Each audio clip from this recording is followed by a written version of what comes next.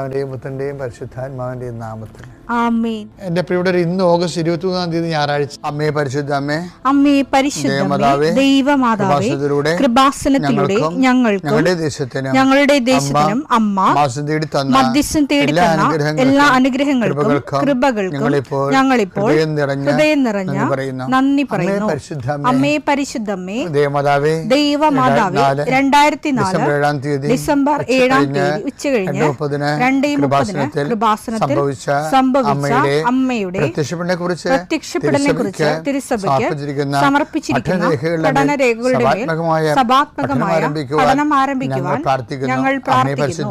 അമ്മേ പരിശുദ്ധമേ, ഭൂസ്വർലോകങ്ങളുടെ രാജ്ഞിയായ അങ്ങേയ്ക്ക് ഭൗമസംരക്ഷണത്തിനായി പ്രപഞ്ചപ്രകൃതിയെ തന്നെ തിരുസഭ പ്രതിഷ്ഠിക്കുവാൻ ഈ പ്രത്യക്ഷീകരണം വഴി ഇടയാക്കണമേ. പരിശുദ്ധമേ, ജപമാല മാതാവേ, സകല കൃപാസനം പ്രാർത്ഥനയോടും ചേർത്ത് ഞങ്ങളിപ്പോൾ പ്രാർത്ഥിക്കുന്ന ഈ കുടുംബത്തിന്റെ പ്രത്യേക നിയോഗം പറ മക്കളെ.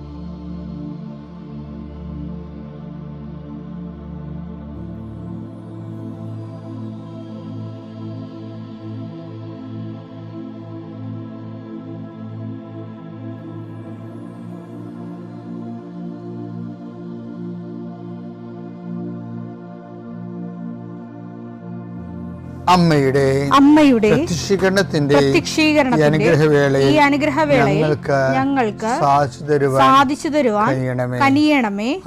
ആമേൻ. വിശ്വാസ പ്രമാണം. സർവശക്തനായ പിതാവും ആകാശത്തിന്റെയും ഭൂമിയുടെയും സൃഷ്ടാവുമായ ദൈവത്തിൽ ഞാൻ വിശ്വസിക്കുന്നു. അവിടുത്തെ ഏകപുത്രനും ഞങ്ങളുടെ കർത്താവുമായ ഈശോ മിശിഹായിലും ഞാൻ വിശ്വസിക്കുന്നു. ഈ പുത്രൻ പരിശുദ്ധാത്മാവിനാൽ ഗർഭസ്ഥനായി കന്യകാമറിയത്തിൽ നിന്ന് പിറന്ന് പൊന്തിയോസ് പീലാത്തോസിന്റെ കാലത്ത് പീഡകൾ സഹിച്ച് കുരിശിൽ തറയ്ക്കപ്പെട്ട് മരിച്ച് അടക്കപ്പെട്ട് പാതാളങ്ങളിൽ ഇറങ്ങി മരിച്ചവരുടെ ഇടയിൽ നിന്ന് 3-ാം നാൾ ഉയർത്ത് സ്വർഗത്തിലേക്ക് എഴുന്നള്ളി സർവശക്തിയുള്ള പിതാവായ ദൈവത്തിന്റെ വലതുഭാഗത്തിരിക്കുന്നു. അവിടെ നിന്ന് ജീവിക്കുന്നവരെയും മരിച്ചവരെയും വിധിക്കുവാൻ വരുമെന്നും ഞാൻ വിശ്വസിക്കുന്നു. പരിശുദ്ധാത്മാവിലും ഞാൻ വിശ്വസിക്കുന്നു. വിശുദ്ധ കത്തോലിക്കാ സഭയിലും പുണ്യവാന്മാരുടെ ഐക്യത്തിലും പാപങ്ങളുടെ മോചനത്തിലും ശരീരത്തിന്റെ ഉയർപ്പിലും നിത്യമായ ജീവിതത്തിലും ഞാൻ വിശ്വസിക്കുന്നു. ആമേൻ. സ്വർഗ്ഗസ്ഥനായ ഞങ്ങളുടെ പിതാവേ, അങ്ങയുടെ നാമം പൂജിതമാകണമേ. അങ്ങയുടെ രാജ്യം വരണമേ. അങ്ങയുടെ തിരുമനസ് സ്വർഗത്തിലെ പോലെ ഭൂമിയിലും ആകണമേ. അന്നു വേണ്ടുന്ന ആഹാരം ഇന്ന് ഞങ്ങൾക്ക് തരണമേ. ഞങ്ങളോട് തെറ്റ് ചെയ്യുന്നവരോട് ഞങ്ങൾ ക്ഷമിക്കുന്നത് പോലെ ഞങ്ങളുടെ തെറ്റുകൾ ഞങ്ങളോടും ക്ഷമിക്കണമേ. ഞങ്ങളെ പ്രലോഭനത്തിൽ ഉൾപ്പെടുത്തരുതേ, തിന്മയിൽ ഞങ്ങൾ രക്ഷിക്കണമേ. ആമേൻ. നന്മ നിറഞ്ഞ മറിയമേ, സ്വസ്തി. കർത്താവ് അങ്ങയുടെ കൂടെ സ്ത്രീകളിൽ അങ്ങ് അനുഗ്രഹിക്കപ്പെട്ടവളാകുന്നു. അങ്ങയുടെ ഉദരത്തിൻ ഫലമായി ഈശോ അനുഗ്രഹിക്കപ്പെട്ടവനാകുന്നു. പരിശുദ്ധ മറിയമേ, തമ്പുരാന്റെ അമ്മേ, പാപികളായ ഞങ്ങൾക്ക് വേണ്ടി ഇപ്പോഴും ഞങ്ങളുടെ മരണസമയത്തും തമ്പുരാനോട് അപേക്ഷിക്കണമേ. കർത്താവേ, നിന്റെ ഉന്നതമായ നാമത്തിന് സ്തോത്രം ചെയ്യുന്നു. കർത്താവേ, നിന്റെ വിശുദ്ധ പൗരോഹിത്യത്തെ മഹത്വപ്പെടുത്തണമേ. കർത്താവേ, സഭയിലുള്ള സാന്നിധ്യം പ്രകടമാക്കണമേ. 40 വർഷം ഞാൻ അർപ്പിച്ച കുർബാനയുടെ യോഗ്യതയാണ്. കൃപാസ്ഥാനത്താരെ ജീവനോടെ പ്രത്യക്ഷപ്പെട്ട പരിശുദ്ധമ്മയുടെ പ്രത്യക്ഷീകരണത്തിന് സ്ഥിരീകരണത്തിനായി അങ്ങയുടെ മക്കൾ ഇന്ന് അഭിമുഖിക്കുന്ന എല്ലാ വിഷയത്തിൻ്റെ മേലും സഞ്ചാരി മാതാവി സമയത്തിൻ്റെ അധികാരി അമ്മയുടെ പ്രത്യേകമായ സാന്നിധ്യം ഉണ്ടായിക്കൊണ്ട്, കർത്താവേ, ഞങ്ങളുടെ കഴിവ് കൊണ്ടല്ല, അങ്ങയുടെ കൃപ കൊണ്ടാണ്. അങ്ങയുടെ മക്കൾ എവിടെയെല്ലാം യാത്ര ചെല്ലുന്നുവോ, ഏതെല്ലാം പരീക്ഷ എഴുതുന്നുവോ, ഏതെല്ലാം പക്ഷേ റിസൾട്ട് കാത്തിരിക്കുന്നുവോ, ഓരോ വിഷയത്തിന് മനസ്സ് എന്ത് നേറിക്കൊണ്ട് കാത്തിരിക്കുന്ന സഹായം പ്രതീക്ഷിക്കുന്ന ഓരോ സ്ഥലങ്ങളെയും കർത്താവേ, അത് നഷ്ടപ്പെട്ടു പോകാതെ അവർക്ക് കിട്ടാനും അവർക്ക് അനുഭവവേദ്യമാക്കാനും കർത്താവെ സഹായിക്കണമേ എന്ന് പ്രാർത്ഥിക്കുന്നു. നഷ്ടപ്പെട്ടു പോകുന്ന സ്ഥലങ്ങൾ, നഷ്ടപ്പെട്ടു പോകുന്ന ബന്ധങ്ങൾ, നഷ്ടപ്പെട്ടു പോകുന്ന കരാറുകൾ ഇങ്ങനെ നഷ്ടപ്പെട്ടു പോകാൻ സാധ്യതയുള്ള എല്ലാം കർത്താവിൻ്റെ നാമത്തിൽ ബന്ധിക്കുന്നു. ഓരോ സ്ഥലവും ഓരോ വിഷയത്തെ നീ ആസ്പദമായിക്കൊണ്ട് അതിനെ അധികരിച്ചുകൊണ്ട് ഓരോ വിഷയത്തിൻ്റെ മേലും നീ ആഗ്രഹം അവലംബിച്ചുകൊണ്ട് അത് ഓരോ ഡേറ്റും ഓരോ നീ പ്രത്യാശയോടെ കാത്തിരിക്കുന്ന ചില വ്യക്തികളുടെ വരവ്, പ്രത്യാശയോടെ കാത്തിരിക്കുന്ന ചില ഓഫറുകൾ, പ്രത്യാശയോടെ കാത്തിരിക്കുന്ന ചില തീയതികൾ എല്ലാം എൻ്റെ ദൈവവേദനെ നിനക്ക് അനുഗ്രഹമായി മാറട്ടെ.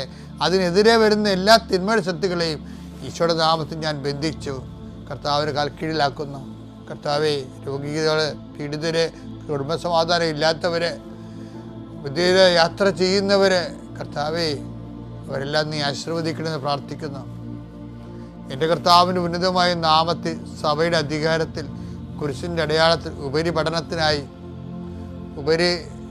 പഠനത്തിന് വേണ്ടി ചിന്തിക്കുന്നവരും ആലോചിക്കുന്നവരും അതിനുവേണ്ടി പരിശ്രമിക്കുന്നവരും അവരുടെ കഴിവിനേക്കാൾ ഒരു ദൈവത്തിൻ്റെ കൃപയാൽ അവർ ചെന്നെത്തേണ്ട ഇടത്ത് അവരെ എത്തിക്കാൻ വേണ്ടി പരിശുദ്ധമ്മ ദൈവമാതാവിൻ്റെ മധ്യസ്ഥ പ്രാർത്ഥിക്കുന്നു. നിത്യപിതാപുത്രൻ പരിശുദ്ധാത്മാവായ സർവേശ്വരൻ നീക്കുവാൻ. എൻ്റെ പ്രിയപ്പെട്ടവർ, നമ്മൾ ഹെബ്രായർ 4:16 അനുസരിച്ചുകൊണ്ട് വേണ്ട സമയത്ത് കരുണയും കൃപാവരം ലഭിക്കാൻ കൃപയുടെ സിംഹാസനമാകുന്ന വാഗ്ദാന പേടകത്തെ ക്രിസ്തുവിനെ സമീപിക്കുക.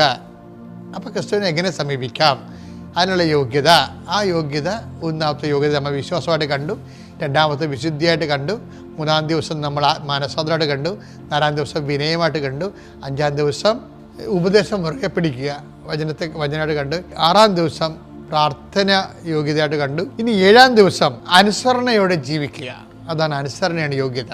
യാക്കോബ് 1:22 നിങ്ങൾ വചനം കേൾക്കുക മാത്രം ചെയ്യുന്ന ആത്മവഞ്ചകരാകാതെ അത് അനുവർത്തിക്കുന്നവരും ആയിരിക്കുവിൻ.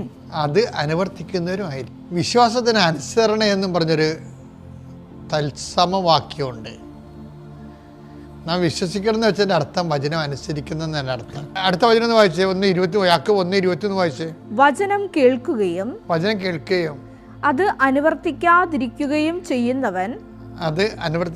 ചെയ്യുന്നവര് തന്റെ മുഖം കണ്ണാടിയിൽ കാണുന്ന മനുഷ്യന് സദൃശനാണ്. അവൻ തന്നെ തന്നെ നോക്കിയിട്ട് കടന്നു പോകുന്നു. താൻ എങ്ങനെ ഇരിക്കുന്നുവെന്ന് ഉടൻ തന്നെ വിസ്മരിക്കുകയും ചെയ്യുന്നു. എന്തൊരു ആഴമായ പ്രബോധനമാണെന്ന് നോക്കിയേ. അതായത് കണ്ണാടി എടുത്ത് നോക്കുന്നു, അപ്പം അവൻ്റെ ഇവിടെയും കണ്ടൊരു കുരുവുണ്ട്.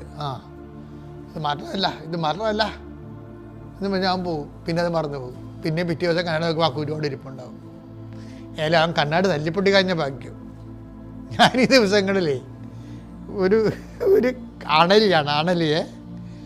അണലി ഈ രണ്ട് കൊമ്പൊക്കെ തലയെ വെച്ചിരിക്കുന്ന ഒരു അണലിയില്ലേ, അണലി എടുത്ത് കൊണ്ടുവന്ന് ഒരുത്തനൊരു കണ്ണാടി വെച്ച്. അപ്പോൾ ഞാനും നോക്കി കണ്ണാടിയിട്ടാണ് അണലി കണ്ണാടി നോക്കുമ്പോൾ എന്ത് ചെയ്യുമെന്ന്.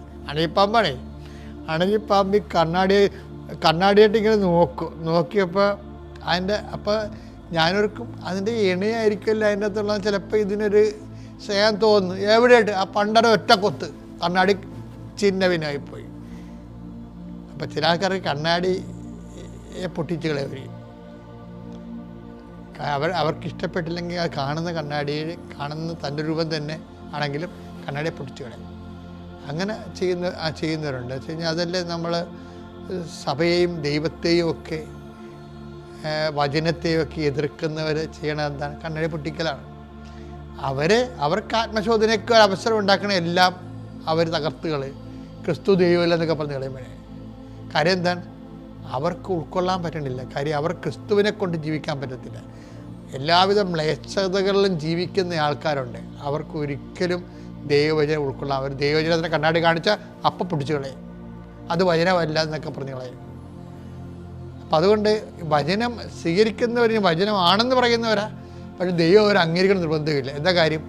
ദൈവം പറയും പുട്ട് ഇൻടു പ്രാക്ടീസ് എന്ന് പറയും, നിങ്ങൾ അനുസരിച്ച് ജീവിച്ച് കാണിക്കാൻ പറയും. അപ്പോൾ വചനപീഠത്തെ സമീപിക്കാനുള്ള ഒരു യോഗ്യത, ഏഴാമത്തെ യോഗ്യത എന്ന് പറയുന്നത് വചനം അനുസരിച്ച് ജീവിക്കുക എന്നുള്ളതാണ്. പിതാവിൻ്റെയും പുത്രൻ്റെയും പരിശുദ്ധാത്മാവിൻ്റെയും